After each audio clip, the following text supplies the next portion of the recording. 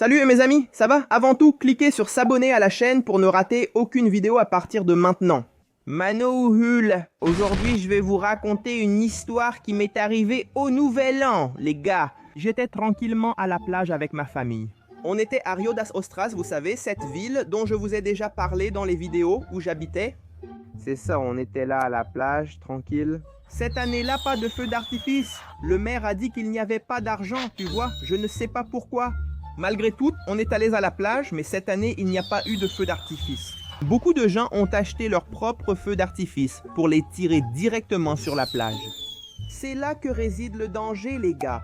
Foule, plus de feux d'artifice, plus de gens qui veulent tirer des feux d'artifice sur la plage. La nouvelle année commence, tout le monde s'embrasse, heureux et content, regarde le ciel, des gens tirent leurs feux d'artifice, tout est merveilleux. Quand tout à coup, à 5 mètres de nous, une bombe explose, boum, la personne l'a mal lancée et elle a explosé juste par terre. C'était fou ce truc, on a regardé comme ça, tu vois, on est resté sur nos gardes. Et mec, il y a eu un problème là-bas, hein? Et on a continué à regarder le ciel tranquillement, tout le monde était heureux. Les gars, tout à coup, je vois un feu d'artifice traverser la ligne d'horizon. Comme ça, tu vois, sortant d'une foule là-bas derrière, comme ça. Et je regardais comme ça, suivant du regard ce truc, ce machin rouge qui déchirait le ciel comme ça. Mec, ce feu d'artifice va à l'horizontale pour monter plus, non? Mais c'est tranquille, voyons où il va. Le feu d'artifice est tombé au milieu de la foule. Mec, c'est au milieu d'un cercle de personnes comme ça. Et là, après exactement 2 secondes, le truc a explosé. Boum mec, j'ai vu des gens sauter mec, on aurait dit une grenade. On aurait dit qu'ils avaient lancé une grenade mon pote. Et il y a eu cette explosion mec, c'était fou ce truc mec, qu'est-ce que c'était que ça? C'était une famille un mec. Et il venait juste d'y avoir un tir de feu d'artifice mec. Le feu d'artifice avait touché la cuisse du vieux mec. Il a enlevé son pantalon. Dès que ça a commencé à prendre feu, il a couru vers la plage et il a plongé. Mec, on était tous choqués. Putain, mec, c'était quoi ça, vieux? Quelle folie, mec. Puis il est revenu, non? Il est sorti de l'eau et on a vu un énorme trou dans son pantalon synthétique, tu vois? Ça a un peu fondu, non? On ne pouvait pas voir s'il s'était blessé. Mais, mec, quel choc, sérieux, quel choc. On commence 2017 déjà à fond, hein, les gars? Je ne sais pas si c'était un accident ou si c'était intentionnel, mais là, mince, cette personne est vraiment inconsciente. Il faut vraiment faire très attention en lançant ces feux d'artifice. Ça aurait pu être bien plus grave, non? Ça aurait pu tuer quelqu'un, je ne sais pas, ou rendre aveugle, mais heureusement, il n'est rien arrivé de grave à Koroa. Il a réussi à partir en marchant. Et ensuite, on est parti aussi pour ne pas être la cible de tirs de feux d'artifice. Quand j'étais enfant, une chose qui me faisait très peur, c'était l'obscurité. Si mes parents me demandaient de faire quelque chose et que cet endroit était sombre, j'avais déjà une peur énorme. Dans ma tête, n'importe quel type de menace pouvait surgir de là.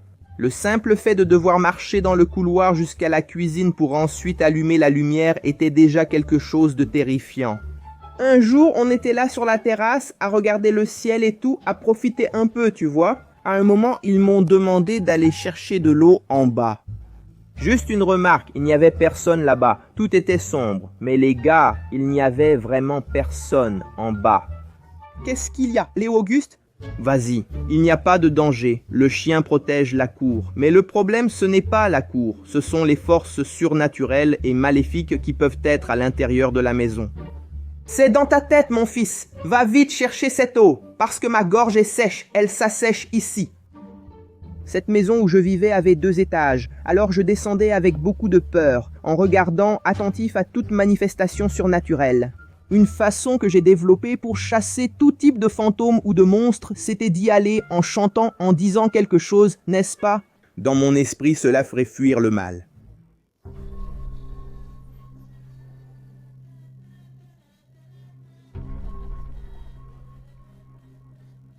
Regarde-moi ça, ce gamin chante vraiment fort. Pour une raison inconnue, le soleil me chasse d'ici. Non mec, en allant vers la cuisine, j'ai commencé à parler comme un fou. Je me suis rué sur l'interrupteur, tu vois? Et là, j'ai allumé la lumière, plim, ouf, maintenant je peux prendre de l'eau et sortir d'ici. Oh mon Dieu, la lumière n'a rien changé. Maintenant, un portail de l'enfer s'ouvre dans la cuisine. Ouah, mais c'est quoi tout ce vacarme?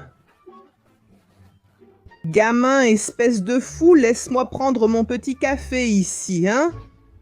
Une chose que j'adorais à l'époque de l'école, c'était l'heure de la récréation. C'était libérateur de passer 20 petites minutes loin de la salle de classe après tant d'heures enfermées.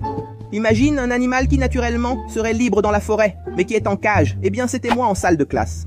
Je devenais fou, comptant les minutes pour pouvoir entendre le son de la liberté. Cette petite sonnerie. Plim! C'était à l'heure de la récréation que les choses intéressantes se passaient. À cette époque-là, le seul amusement qu'on avait, c'était de jouer au ballon à chape perchée, ce genre de choses, tu vois. Jusqu'à ce qu'un nouveau divertissement apparaisse, mec. Les jeux de cartes Yu-Gi-Oh, mec. Ça a révolutionné l'heure de la récréation, mec, à tel point que tout le monde ne voulait jouer qu'à ça. J'invoque le dragon blanc à la tête fendue. Et moi, je vais invoquer ta mère pour qu'elle te voie en train de tuer. Cours, il est encore possible de jouer aux cartes. Pour la direction à l'école, j'avais mes amis pour jouer, on menait de grandes batailles, tu vois. Petit championnat de cartes, mec, c'était vraiment dingue vieux. Et quand je rentrais à la maison, il y avait mes potes du quartier, tu vois, qui continuaient cette partie de cartes. On avait toujours ce petit commerce de cartes, mec, à s'échanger nos doubles. Tu pouvais échanger avec un pote à toi ou même avec des gens que tu ne connaissais pas, tu vois. C'était encore une raison de plus pour te faire des amis. C'était vraiment génial, mais tout ça allait changer du jour au lendemain. Avec la folie de ce jeu, tu vois, de ces petites cartes Yu-Gi-Oh! Beaucoup de parents ont commencé à s'inquiéter pour leurs enfants, qui ne parlaient plus que de ça à la maison. J'invoque le magicien sombre en mode attaque. Je vais placer ce piège ici, feu de l'enfer, pour me protéger de tes attaques. Hein? Mon Dieu, mon fils s'occupe de magie noire. Et gamin, c'est quoi cette histoire d'invoquer le diable? T'es fou ou quoi? Allons à l'église. Le prêtre va te jeter de l'eau bénite. Mes parents n'y faisaient pas trop attention. Ils savaient que ce n'était qu'un dessin animé, non? Un jeu de dessin animé. Les parents de mes amis ne voyaient pas ça comme moi, n'est-ce pas? La semaine d'après, en arrivant à l'école, j'ai été surpris de voir que mes amis n'avaient plus leurs cartes. Tout le monde était super triste. Ils disaient que leurs parents avaient confisqué leurs petites cartes. Tu vois, mec, j'étais désespéré. Quand les cours se sont terminés, je suis rentré en courant à la maison, j'ai changé de vêtements. Je suis allé dans la rue, j'ai cherché mes amis. Je n'ai trouvé que 2 d'entre eux dans la rue. Alors j'ai dit, « Hé les gars, où est tout le monde? Allons jouer Léo Auguste. » Nos parents ont brûlé nos petites cartes. Ils disent que ce jeu vient du diable et ils ne nous laissent plus jouer, mec. C'est fini, notre amusement est terminé. C'était un cauchemar, mes amis. Je n'avais plus d'amis avec qui jouer. Tous ont vu leurs cartes réduites en cendres. L'heure de la récréation ne serait plus jamais la même. Une chose que j'adorais quand j'étais enfant, c'était Pâques. Quel enfant ne devient pas fou avec les œufs en chocolat? Je me souviens que j'en mangeais beaucoup, Manovix. J'en recevais de ma mère, de mes oncles, de mes grands-parents, des voisins. Oh, c'est fou, vieux. Je ne sais pas comment je n'étais pas obèse. Mais Pâques, ce n'était pas seulement manger du chocolat. Ma famille est religieuse et on suivait toujours les traditions. Pendant la Semaine Sainte, il fallait jeûner d'un jour à l'autre. Ne pas manger de viande rouge. Faire cette procession sous le soleil enfin. Un matin, affamé, je suis allé à la cuisine chercher à manger. J'ai ouvert le frigo et préparé un énorme hamburger d'1 mètre, bien garni. Quand j'allais manger... Mon fils, qu'est-ce que tu fais? Aujourd'hui, on ne mange pas de viande rouge, tu es fou. Mais ça, c'est hamburger. Mimi, j'ai très faim. Mange autre chose, gamin. Du pain avec de l'eau, tiens. Prends ça pour que tu manges et ne mange plus rien, car on va partir. Ah, la procession. Ah, d'accord, mamie. Ah, Nena, tu vas te coiffer? Tes cheveux sont tout en désordre. Ah, Ma grand-mère a dit qu'aujourd'hui on ne peut pas se coiffer, ni balayer la maison, ni rien du tout. C'est un jour de deuil. Ah, j'ai compris. Heureusement que je n'ai pas de cheveux. Après ça, on est allé à la procession de l'église du quartier. Il faisait un soleil de plomb, à en crever. Ça faisait déjà environ 5 heures que j'avais mangé ce pain, mince. J'avais une faim de loup, je sentais que mon estomac était déjà en train de s'autodigérer. J'ai très faim. Je peux aller à la pâtisserie acheter quelque chose? non, tu ne peux pas sortir. Vois ça comme une façon de payer pour tes péchés. Tu fais toujours des bêtises. Nous devons monter jusqu'à l'église pour assister à la messe. Oh, quelle fatigue! Je crois que je vais m'évanouir. Hé, réveille-toi, garçon. On est presque arrivé à l'église. En arrivant là-bas, il y a eu la messe, mon Dieu. J'étais en train de mourir de faim et je devais encore m'asseoir et me lever de la chaise. À un moment donné, le prêtre distribuait des biscuits ronds aux gens. Mec, alors j'y suis allé rapidement, tu vois. J'ai pris le mien pour tenir le coup, tu vois. Tout ce que je sais, c'est que quand je suis rentré à la maison, mec, j'ai mangé tout ce qu'il y avait devant moi. Mec.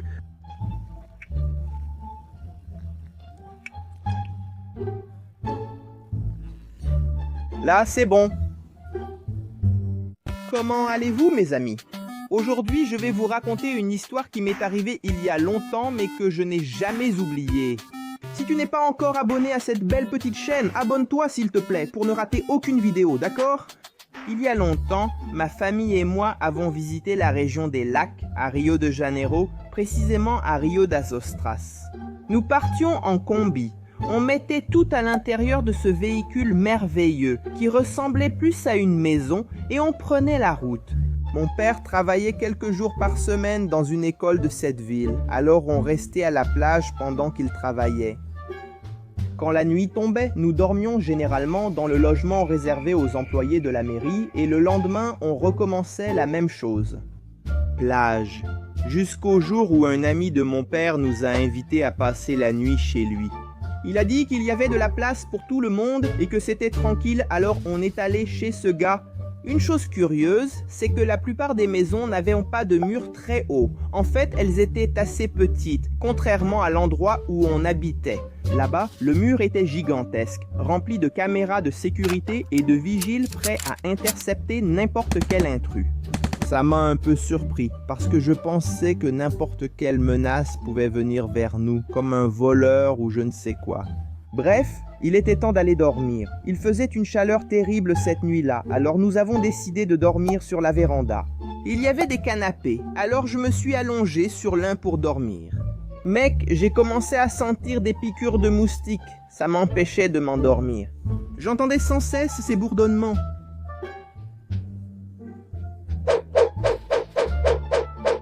Je suis allé dans la chambre où ma mère était pour lui demander s'il restait un drap. Comme ça, je ferais un cocon pour me protéger des insectes.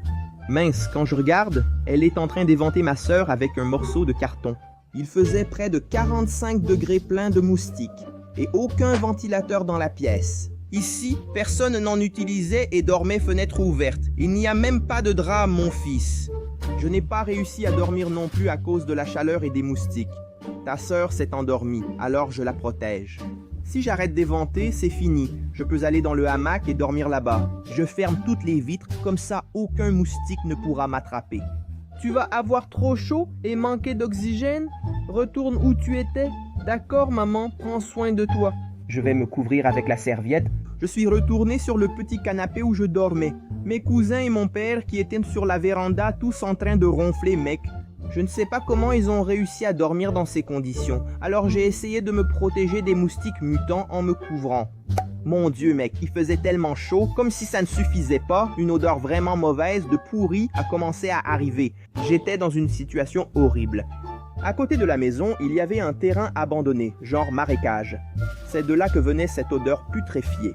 J'avais vraiment peur qu'un zombie sorte de là en sautant par-dessus le mur qui était tout bas, tu vois ? Et qu'il vienne manger mon cerveau pendant que je dormais, jusqu'au moment où je n'ai pas pu résister à l'envie de dormir.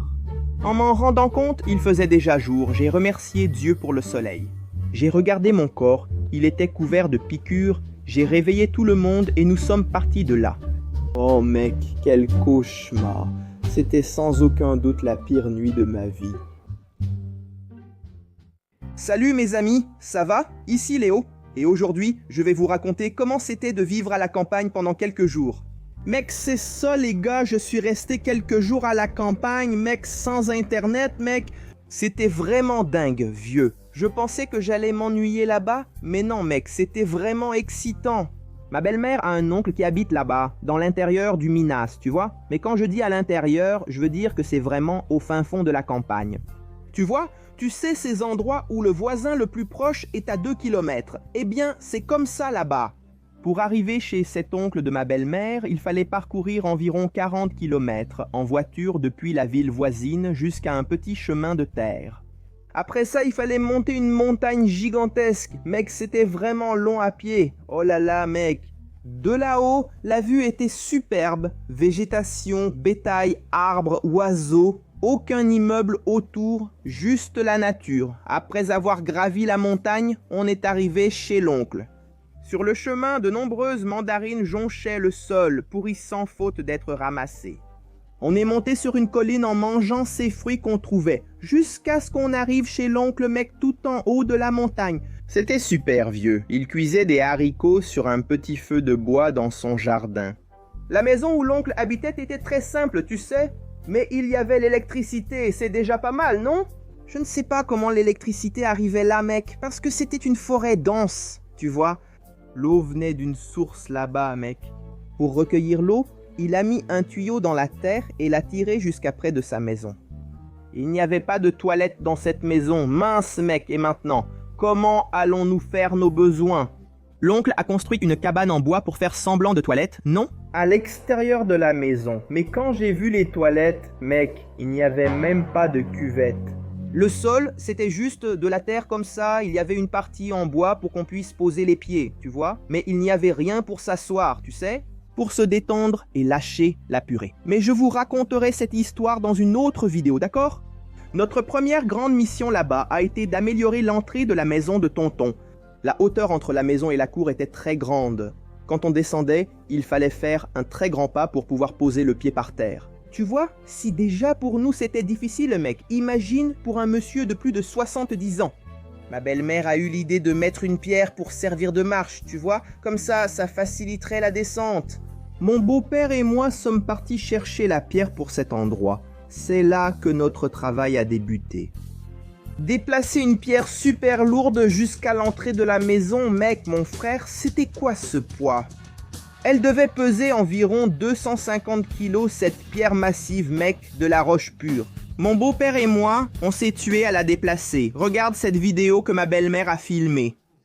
C'est vraiment dingue, cette mission avec ce caillou. Il doit bien faire 200 kilos, ce petit caillou. C'est vraiment un caillou. Voyons voir, voyons ce que vous allez réussir à mettre là sur cette marche. Tout ça, c'est pour que papy ne tombe pas de l'escalier. Ils sont en train de préparer une marche. Viens, viens, regardez ces muscles, les gens. Les gens, combien pensez-vous que cette petite marche qu'ils essaient de préparer doit peser? Par ici maintenant, doucement. Alors 1, 2, 3 et...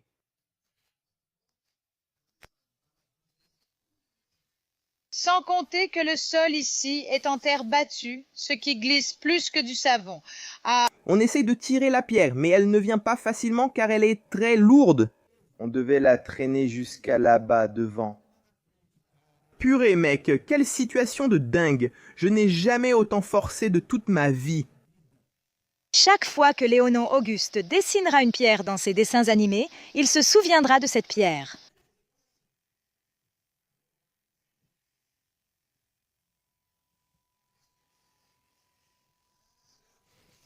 C'est ça, tout va bien, une vidéo gag.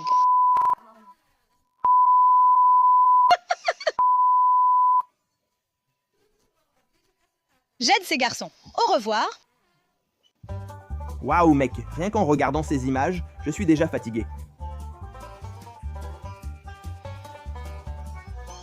Je pense qu'il vous a lancé un défi. Ils ont mis cette pierre-là. Je pense que cette pierre-là... Ça rend bien là-bas. Ah bon? Je crois que c'était son coup monté.